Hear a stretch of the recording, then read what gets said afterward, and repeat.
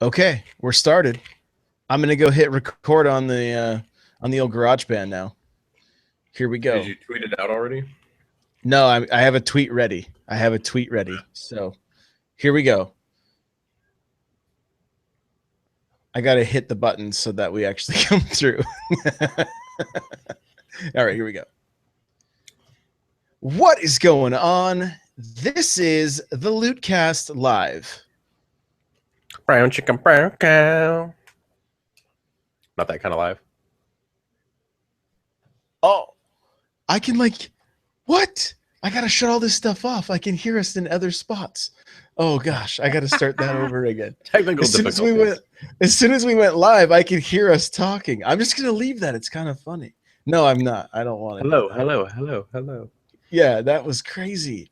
What is going on? This is take 2 of the Lootcast live. That's right, we are live. We've already got Live. 3 viewers. I don't even know how 4 viewers. Did you But tweet it out what? already? I tweet nothing. You must have. I'm tweeting it now. Here we go. All right. Mm-mm. We are live. This is cool. This is cool. It only took us over an hour Technology. to get this thing working, but we are finally here. If you're here watching, you can type a question and we will answer it. So, Bryan, what's up, man? How are you? Doing pretty good. I'm about to pull out what hair I have left over Starfox, but in a good way. In a good way. Over Starfox. Tell me more. Tell me about Starfox. What do you love? What do you hate? I've been playing it too. I've got a few. I got a little love. I got a little hate. Okay. So just a little background. I haven't actually played a Starfox since the NES. I'm sorry, the Super Nintendo, SNES. So that was the last Star Fox I played. I never beat that Star Fox. I would really love to go back and play it. I don't know. Is it on the Wii U store, the eShop? Do you know? Star Fox 64. It's probably on the Wii Shop. It's on the Wii Shop, not the Wii U. I don't think the Wii U yet. Wii U's got to. It's got to get a little more. It's got to get a few more games, man. It's got to get up to date. Yeah. So, but yeah, that was the last Star Fox I played. And from what I understand, this one is like a kind of a reimagining of the 64 version, which I never played. So it's all new to me. I'm liking it so far. I actually really like because if you've ever watched some of the Star Fox commercials, they use like a lot of puppets for these things. And even the old school like ads, they had like it looked like a stuffed animal, like Star Fox. So it kind of had like almost like a cheesiness to it in a sense. So sure, I like how like in between missions you got Fox and the dog commander, whatever his name is. Yeah, let's see, Pepper maybe. I don't know. Maybe, remember. but then there's like Pepe, Falco, and Slippy, and they're like right there in the corners, and they look like fake also. But I actually like that. I think it doesn't 100% take itself seriously. Because I mean, you are a fox flying a Starcraft. That's talking. So, yeah, so it's not 100. I wouldn't say it's 100% serious. Probably like 95% takes itself seriously. So I'm liking the graphics. Wait, I'm gonna just 95%. Yeah, it's technical. I plugged it in. So a fox flying a ship through space is taking itself seriously 95%. 95% of 50%. It takes itself seriously. Okay, so 60% of the time it works 100% of the time. Exactly. Okay, now I understand the equation. So I like the graphics. I know there was some technical things that they said they had to overcome because you are using 2 different screens while you play this game. At first, I thought it was a little weird. I find myself looking at the targeting screen more than the flight screen. But so I'm actually digging that. They're kind of doing a typical Nintendo weirdo control scheme, which is that's probably, I think, the biggest hurdle for this game is wrapping your head around that. Did you leave the motion controls on? I actually left them because I know you had said turn them off, but I'm like, they they intended it to be played this way, so I'm gonna give it a go.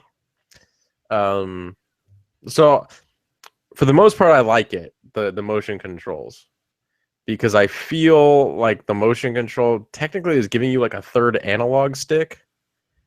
Um, so I actually do like it. The story so far is whatever. It's a story. There's nothing crazy about it. I'm not saying it's like groundbreaking story here. But I do like it. I just I don't know. There's a little something maybe with the controls. They could have been maybe somehow just maybe they could have done something. I'm not really sure. Yeah, so turning them off allows it to play more like Star Fox 64 or the Super Nintendo one, which is definitely my preference. And I go into all of this stuff in a lot of detail in a video that I just uploaded right now. I haven't even hit publish yet, but basically like that whole thing of like having to aim with the pad, I'm like, come on, like give us the option to turn that off entirely, like entirely. And the other thing is that drives me crazy about this whole setup is that I can't play off screen. Like I cannot play the game like I could do with Mario Kart, like I can do with Mario Maker, all these games. This one there, it's like this late into the system and you're still trying to prove why that gamepad is relevant or what it needs to be. Yeah, I guess technically you could. You'd have to be really, because I think hitting the minus button swaps the screen. Oh, does it? Okay. Yeah. So if you were playing it off screen, you would have to get really good with hitting that minus button, just like and just flip like cycle through the screens back and forth, and that would be very, very not fun, I think. Yeah. Yeah. I mean, again, I congratulate him on trying. Taking the risk, but do like Mario Kart and give us the option for motion controls or to just play the game normally. Right? That's what Nintendo needs to do. Is just give us the options. Give us the options. So what's going to happen, with the NX? What's your prediction, man? Are we going to get a crazy controller like the gamepad? I mean, if we're going off the track record of Nintendo, 64, we got that crazy trident boomerang thing. From there, the GameCube controller I think was pretty standard, especially in today's, controller layouts. I think they did a decent job there with that one. But since then, what was after that? The Wii controller, which was they had the classic controller, which they kind of gave us a more traditional controller. Same thing with the Wii U. We also have a traditional controller, but there's been a few games lately where they don't necessarily they kind of restrict you. They make you use it. Yeah, I kind of wish it was an option. I wish the standard controller was kind of like your go-to. And then maybe they can come out with a different, because Nintendo's like the king of peripherals. So why not just come out with a game that needs a special controller? Pokken Tournament, they got a controller that only works with that game. Oh, Smash Bros, dude! You got to buy you can buy the little dongle, then you can use GameCube controllers, right? And what does that cost? Let's say you wanted one controller. Let's say you had to go, because you can buy them now. They got all the special, Princess Peach one, the Mario, the Luigi controllers. Yeah. I mean, because you got to buy that, then you got to buy the dongle. So, and then you got to buy the game. So you're already into it probably for like $100 at least, I'd say. Yeah, I think the controllers are selling for $35 and that dongle's $20. So yeah, and the game. So now you're like almost still full price right now. So but people are doing it because honestly they wouldn't sell that stuff. There is a market for it out there. So I bought the Pokken Tournament pad because it works perfect. That game works perfectly fine with the normal gamepad and the what is it called, the Pro Pad. I think it even works with the Wii controller. So it works with every controller, but then here they are throwing out another controller that's hard to find because everyone's buying it. Sure. Yeah, that dongle was going for like hundreds of dollars on Amazon right after it came out because they made so few of them. Now you can finally get it at a decent price. But the other thing that's strange about all of this, if the NX doesn't have an off-screen, like a second screen controller like the Wii U, now are games going to be backwards compatible, or is this going to be the first Nintendo system that it's like, or is Starfox a new enough game that they're going to just port it over and it'll be different, maybe higher res graphics? You know, I don't know. There's just some choices that are strange. I don't know if you played any like Nintendo Land or those games on the Wii U, but those were great use of that gamepad. They were great use, like playing hide and seek, where the one person has to use the gamepad and the other people are watching the TV, and you can see the person's face because the camera's, you know, putting it out on the television screen. That made for some great times. You know, it was fun, but it didn't catch on like Wii Sports and did not sell that machine like Wii Sports did. And a lot of that has to do with the marketing, which has been, you know, we've talked about that forever. Like calling the system the Wii U, people thought they were just buying that second screen. They didn't realize it was a whole nother console, and then they didn't want to spend the money on it. So, yeah, I think there was a lot of missed opportunities with the Wii U. A lot more games I think needed to be, well, I shouldn't say a lot more, but being able, because I think the function was like you were supposed to be able to like turn your TV off and just play the game on the pad. And at that point, you now had a limited range, but like handheld game that was pumping out like HD graphics, more or less. I know there's technical specs that it's not quite HD, but for a screen that size, you're pretty much getting like an HD game handheld that you can use in your home. Yeah, just it's very limited range. That is for sure. You can 12 feet or so. And not to mention the battery life was just like, come on, 40. You got to spend $40 to go get a new one from Amazon or whatever. What I can't remember that import company, but it was like $40 to change that thing out, and it's just like, I don't know. Just definitely some strange choices. But I mean, here's Nintendo. They're back with new leadership now. They have a new president, right? They've got a new console. We know they're trying to get third parties signed onto this thing, and I don't know. Here's a question for you. Could you see yourself as the Nintendo console being your main console again if they were to get all the third parties and all that stuff? Yes, because recently I've been playing my Wii U probably 50% of the time or more for my gaming. Yeah. The only game I'm really I jump into the Division every day and do like the dailies, which are like basically 3 missions. So that takes maybe an hour. And that's it. As far as my Xbox, and then I'm still loving Sunset Overdrive. I've been playing that on the Xbox One. But other than that, I've been playing Starfox. What is the other one I've been playing? Well, Pokken Tournament. And then I'm buying games at an alarming rate for the Wii U right now. I literally just picked up, was it the Xenogear Chronicles? Xenoblade Chronicles? Yeah, I just picked that up. I just picked up Bayonetta 2. You know, I picked up Starfox. I literally have more games from my Wii U right now than well, there was a tragedy this weekend. The PS4 took a dump.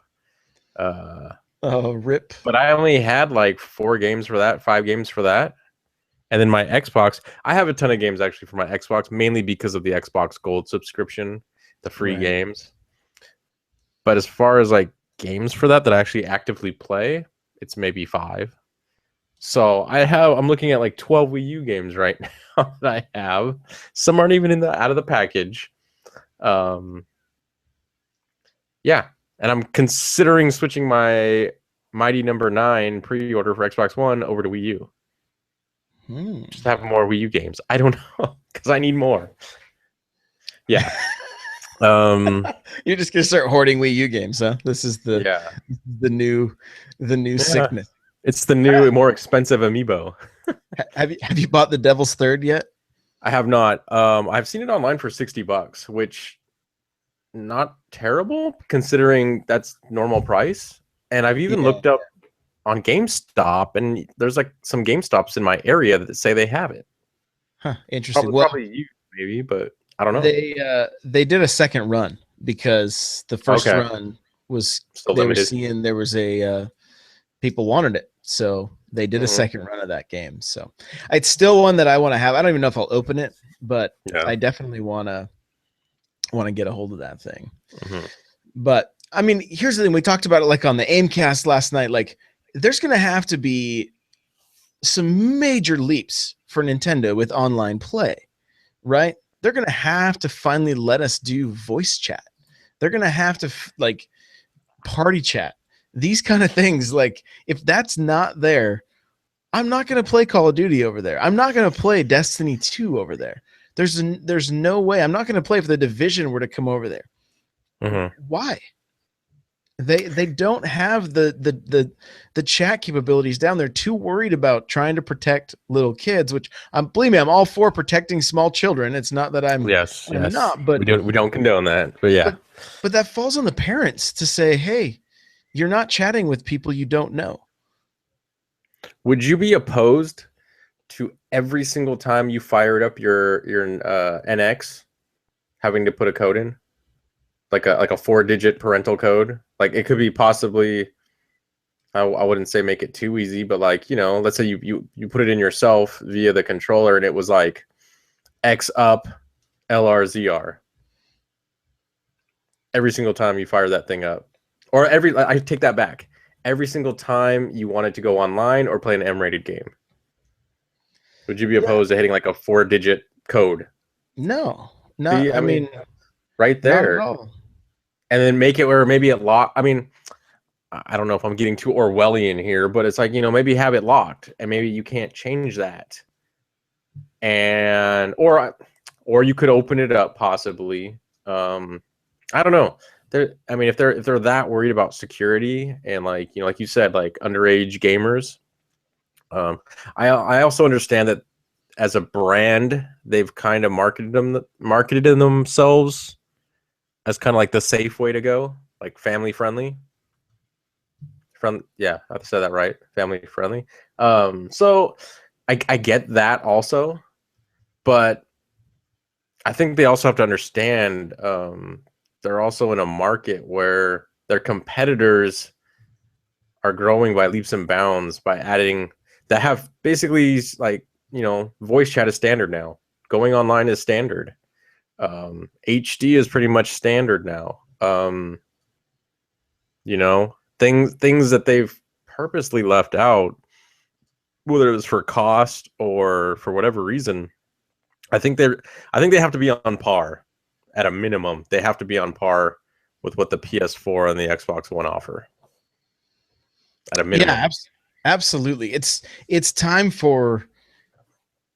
I feel like it's time for Nintendo to kind of take a step back from the crazy peripherals and just put out a game console. Like, they still have a lot of things going for them. All of their first party titles are great. They're incredible, right? I can't Mm-hmm. wait for Mario Kart 9. Like, I cannot wait. I will play that forever. Another Animal Crossing, like, we didn't see one on the Wii U. We saw all kinds of things that pointed towards one coming out. Never saw it. Mm-hmm. So, and not to mention some brands that they've never Metroid, Mm-hmm. F-Zero, right? Mm-hmm. Even like Wave Race and 1080, like, I don't know that those games would still be all that popular, but imagine some like even some like free to play models, or like, just not these $60 games, but like I would play like a 1080 if it was like a $10 like indie title, and they just kind of slowly kept working on it, like adding different uh, ski resorts or whatever, or like a wave race, and they just kind of slowly added to it so that it was just they could see how popular it was. They wouldn't have to have these huge like risks with these games, like, oh, we just spent millions and we're not making anything back, like, to just take some. I mean, I've been saying forever, like, I would love a side-scrolling Metroid Mm-hmm. that literally each DLC was just a new bounty that came up. Like, you go and play your mission, you do it, and then you beat it. Cool. Well, in a month, they're gonna have another one available for $2 or $3, and that's your next bounty that you go and play, and you just go and take care of whatever the mission is, and just have a small team working on these things so that we're getting content that we're enjoying playing. And I mean, the thing is, the possibilities are endless with this, with the free to play model, or just the microtransactions for and that kind of stuff. Like, I mean, I hope they get a little more creative, other than just keep pushing out the $60 title, And we're seeing things like Mitomo and that kind of thing that's making them a little bit of money, but the popularity of that thing has fallen off really, really fast. Yeah. From what I understand, people were going crazy with that thing when it first came out. But yeah, there's got to be like some meat there, I guess, for that type of stuff. I don't know if they need to go the route, like you said, of like full blown titles every single time. I think time and again we've found that there's the casual audience that maybe only wants to engage with their products for 30 minutes at a time. I don't think you need a full on, let's say, like, for example, a Destiny or something to keep those people engaged, Well, and I don't know why they stopped. Like, why did they stop putting out DLC for Mario Kart? Right? They have all those assets. It can't take those teams that long to put stuff together, and to sell another 8 tracks for $10. I would be throwing money at them, right? Because it's Mario Kart. It's Mario Kart. The more, the merrier. I mean, you know what I would really love? What if they took the 64 game and they just said, we're going to make all these tracks for Mario Kart 8. It's going to be $20. Okay, great. Then we're going to do the GameCube. Then we're going to do the Super Nintendo. Then we're going to, and like, how many tracks that would be? I mean, it would be insane, and it would be an absolute blast. Yeah. But they kind of just, it's like they dipped their toe in the water with DLC, and they wanted to see how people would react. And I don't know the numbers, right? I don't know as far as the install base of Mario Kart 8 and how many people did the DLC. But I know the install base of Mario Kart on the Wii was like 34 million. So if like, I would have been doing every, like, and maybe it was just not possible. But man, if they could have put out one DLC for that, or a couple DLCs that were like $10 a piece to that size of audience, dude, they would have made so much money. They would have made so much money. But, and the other thing is, like, they put out like a season pass for like Mario Golf on the 3DS. Like, okay, it's just kind of weird. Like, why are they dipping their toes in that? What's that? Did it warrant that? Like, I bought it because I was like, it's Mario Golf, it's fun. I bought it, but hey guys, there's a couple people in here. We are live, so go ahead and ask any questions you want. There should be a place to type it somewhere. This is all kind of new to us, so if you don't see a place to type questions, then I'm a liar, and I am sorry. Yeah. And just like that, everyone left. Yeah. So, yeah, I don't know. Maybe they are, because I know, like, with Splatoon, everything was free, and they did like a whole year's worth of like content dropping, and then I think they said they're not going to do anymore, and then they fired it back up again. So I don't know if they're looking at, well, how's this game doing with paid DLC? How's this game doing with free DLC? How's this game doing with a season pass? Maybe they're just gearing up to do, like, maybe because they really literally have no experience with all these different things that other companies have been doing since like the original Xbox, or like the PS2 or PS3. You've said it in the past, they purposely said, like, we don't want anything to do with this. We don't think it's going in that direction. And now that it has gone in that direction, and I don't feel like the next or current, well, obviously the current, Microsoft and Sony products have all that stuff. I don't think next system that they put out is going to just be like, no, we tried that, we're going to go a different route. I think they're going to continue to do what they're doing. And by them, like, Microsoft and Sony, their next box is going to have better graphics, but I don't think they're going to change anything from what they're doing right now. So I think instead of trying to maybe innovate in their own way or change something, I think Nintendo should kind of, in a sense, jump on the bandwagon, but then from there maybe try to innovate. Take all the online stuff and be like, okay, well, what works for this type of business model or product, and what can we do to put the Nintendo spin on it? Yeah, and I like what you said earlier about just like focusing on a peripheral per game, right? Like not necessarily every game, but it's like if that one game has something that can would be unique or whatever, then yeah, go with that. Go with those fight pads. Go with that kind of stuff. But to base your entire system around, I mean, the Wii was the most purchased system, right, for Nintendo, but nobody played it. It just sat. Nobody played it, right? Every now and again, like my daughters would come in and say, "Dad, let's play Super Mario Brothers" or whatever. But like, for the most part, it just sat until you'd have somebody over and you're like, "Hey, let me show you how we golf. It's super fun." Right? Let's play bowling real quick, and we'd bowl, and then it didn't last, and it's a bummer because there are some great games on there. The Super Mario Galaxy games are incredible. They're some of the best Mario games ever made. But I've never played one of those games. Are you serious? Never played Galaxy. The last Mario game I played, well, I played the most recent one, the 3D. Mario World 3D World. So I played that. Okay, yeah. So I played that. Before that, the last Mario game that I think I've played was the original. What was the one for 64? Just Mario 64? Mario 64, and then Mario Sunshine was on the GameCube. I watched Mario 64 get played. The last one I actually touched was probably for the Super Nintendo.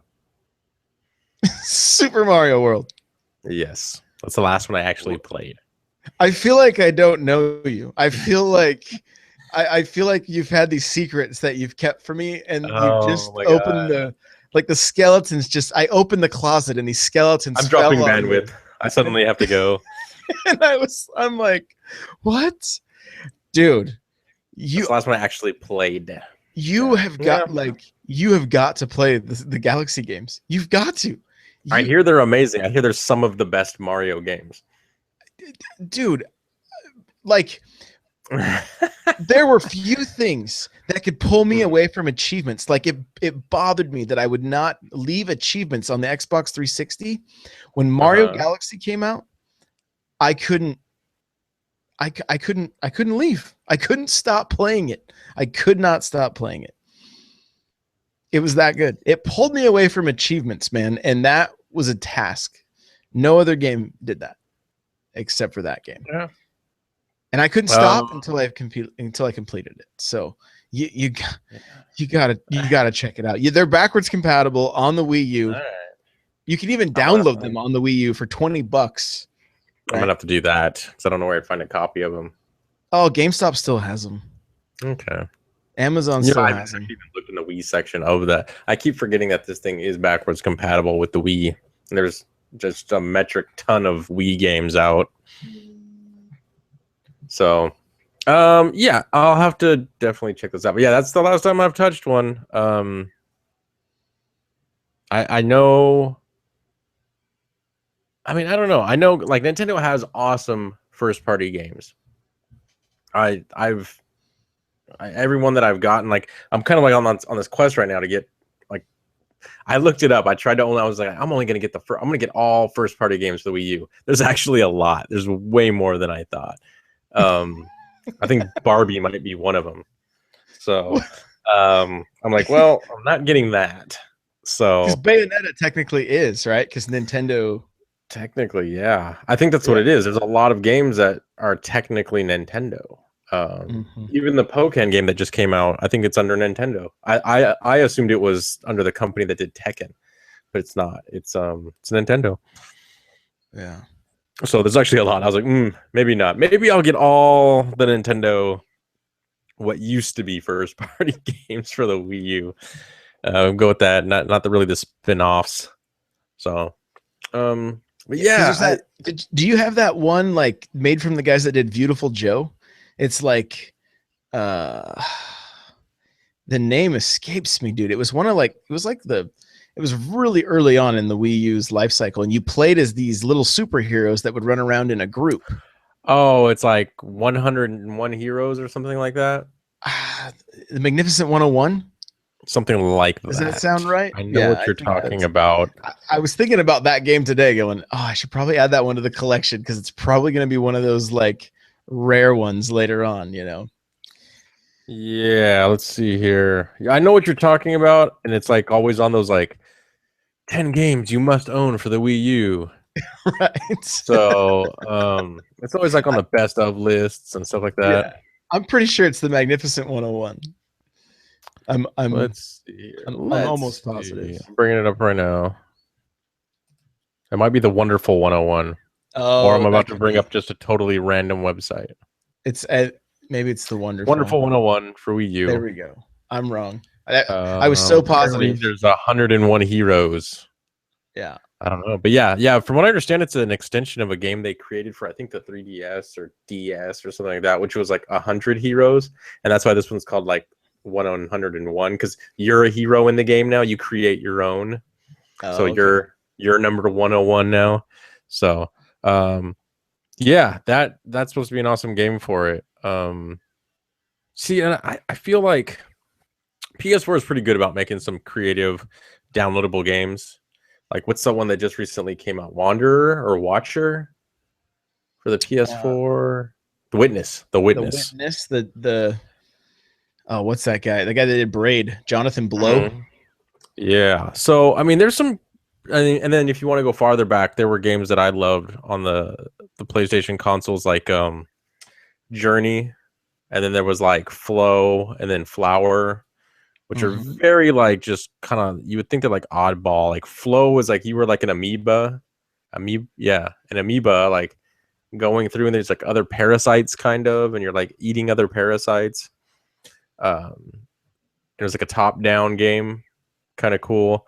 Flower was like you were a flower petal and you're like flying through the air, and as you get other flower petals, you're creating like this trail now of flower petals, and it was like I would say it was almost like a third person speedrunner game, but Right you're a as you flower said petal. flowers, our viewers just dropped. Boom. They're like, this guy's talking about flowers. What kind of jacked up chat is this? Um, You're a flower so petal. I'm a leaf yeah, on the wind. right. Watch me soar. They're like, no, there's something good. Right. So yeah, it's just like there's some creative games out there, but the Wii U really, I think, not I shouldn't say the Wii U, Nintendo. I think there's just unique stuff. Like for example, the controls with Starfox that we were talking about. Um, they're just bizarre. They're bizarre controls. I think somewhere even on their website, like the main page, it says something like, "You're gonna have to try to master these." And I'm sure if you stuck with it, you could. You could really get a feel for them. But someone just jumping on, I think they're gonna be like, "What is going on with this? Like, I can't shoot straight." I'm Yeah. looking down and then I look up and I crash. Right. Yeah, it really takes some getting used to. I guess technically you could be like the game's ahead of its time because I think you had mentioned on the Aimcast, like, well, if I had a VR helmet on, that would totally alleviate that problem. Right. Um, so I guess you could say it's like a limitation of the hardware being not quite there yet. Yeah. Yeah, so For sure. Well, hey, this has been the Lootcast Live. It's going to be a half-hour show we do every Monday at 7 p.m. Pacific. We were a little late today because it took us a while to get it dialed, but I think we got it dialed now. So if you're hearing this as a podcast, you make sure to come check it out live sometime. There's a spot to type in questions. We're not quite sure how it works because this whole Google Hangout thing is it's kind of like the Wild West for me. And well, it took Bryan here a good 45 minutes just to get it installed. But crazy technology for these crazy kids. Exactly. You guys are able to watch this on the YouTube channel, youtube.com/the Loot Cave. It'll be there if and if you are watching it, hey, hi, thanks. We do have a podcast that comes out now twice a week, the Lootcast Live, and then the regular Lootcast. And so go check those on iTunes and Podbean, and soon to be Google Play. I didn't know that was a thing. I've been hearing it recently, so I got to look into getting that out. And so you can follow me on Twitter at N64Josh. Remember to check out the other podcasts I do. I'm a co-host on the Aimcast. I also do a podcast called A Galaxy Far, Far Away, where we just talk Star Wars, and it's a good time. Bryan, where can we find you and some of the stuff you're working on? You can find me on Twitter at Filthy Casual GMR, stands for gamer. And all my other content you can find, like Josh said, on thelootcave.com. We got videos and blogs mainly right now, with more to come. Yeah, for sure. So guys, thanks so much for tuning in. Those of you that did, and this is fun. We'll do this more. So take it easy.